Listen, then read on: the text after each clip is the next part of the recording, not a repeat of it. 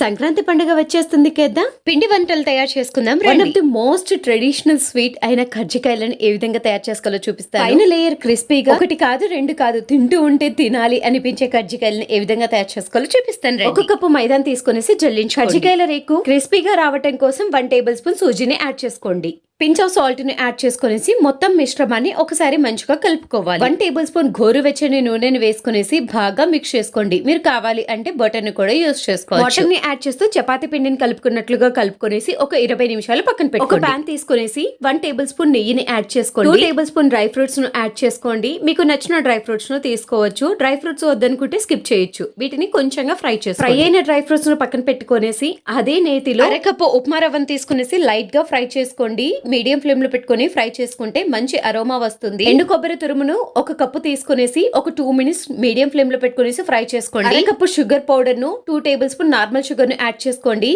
ఇలా normal sugar add చేసుకోవడం వల్ల అక్కడక్కడ తినేటప్పుడు టేస్ట్ బాగుంటుంది.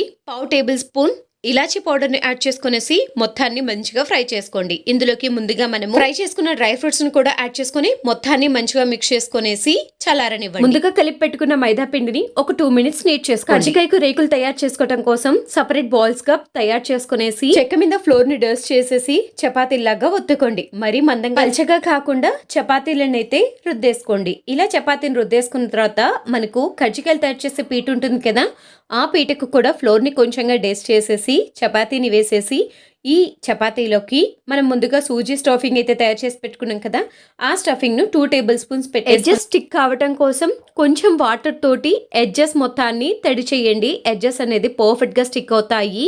మనకు ఎండిపోయిన తర్వాత కూడా ఇవి అనేది రిలీజ్ కాకుండా ఉంటాయి. దీని మొత్తాన్ని ఇలా ఫోల్డ్ చేసేస్తే ఎక్స్ట్రా చపాతీ బ్యాటర్ మొత్తాన్ని పక్కకు తీసి పెట్టి కజ్జికాయ అనేది తయారైపోతుంది. ఇంకొక మెథడ్ లో కజ్జికాయలను ఏ విధంగా తయారు చేసుకోవాలో చూపిస్తాను. చపాతీని అయితే రుద్దేసుకునేసి రౌండ్ ప్లేట్ తీసుకునేసి ఇలా పైన పెట్టేసిన అయితే మనకు రౌండ్ షేప్ అనేది వచ్చేస్తుంది. ఇలా చూడండి ఎంత పర్ఫెక్ట్ గా రౌండ్ షేప్ వచ్చిందో. ఇప్పుడు మిడిల్ లోకి 2 టేబుల్ స్పూన్ సూజీ బ్యాటర్ ను పెట్టేసి మిడిల్ కు ఫోల్డ్ చేసినట్లయితే ఎడ్జెస్ అనేది ఫింగర్ తోటి ఎలా స్టిక్ చేసుకోండి. ఫోక్ స్పూన్ తోటి మొత్తం కాట్లు పెట్టుకోండి. మీకు మంచిగా పర్ఫెక్ట్ గా కజ్జికాయ షేప్ అనేది వచ్చేస్తుంది. చూసారు కదా 2 టైప్స్ గా కజ్జికాయలను ఏ విధంగా తయారు చేసుకోవాలో. ఇప్పుడు డీప్ ఫ్రై కి ఆయిల్ పెట్టుకునేసి మీడియం ఫ్లేమ్ లో కజ్జికాయలను అటు ఇటు తిప్పుకుంటూ గోల్డెన్ బ్రౌన్ కలర్ వచ్చేంత వరకు ఫ్రై చేసుకోండి. ఇలానే కజ్జికాయలు అన్నిటినీ తయారు చేసుకునేసి చక్కగా కజ్జికాయలను కాల్చేసుకున్నట్లయితే కజ్జికాయలు అనేది రెడీ అయిపోతాయి. చూసారు కదా సంక్రాంతి పిండి వంటలలో కజ్జికాయలు ఏ విధంగా తయారు చేసుకోవాలో. ఈ విధంగా తయారు చేసి చూడండి, చాలా బాగా నచ్చుతాయి. మెజర్మెంట్స్ అనేది ఎక్కువగా తయారు చేసుకోవాలి అంటే డబుల్ క్వాంటిటీ చేసుకోండి. తక్కువ తయారు చేసుకోవాలి అంటే హాఫ్ క్వాంటిటీ. లేయర్ కూడా చాలా క్రిస్పీగా వస్తుంది. ఈ వీడియో మీకు నచ్చితే తప్పకుండా లైక్ చేయండి.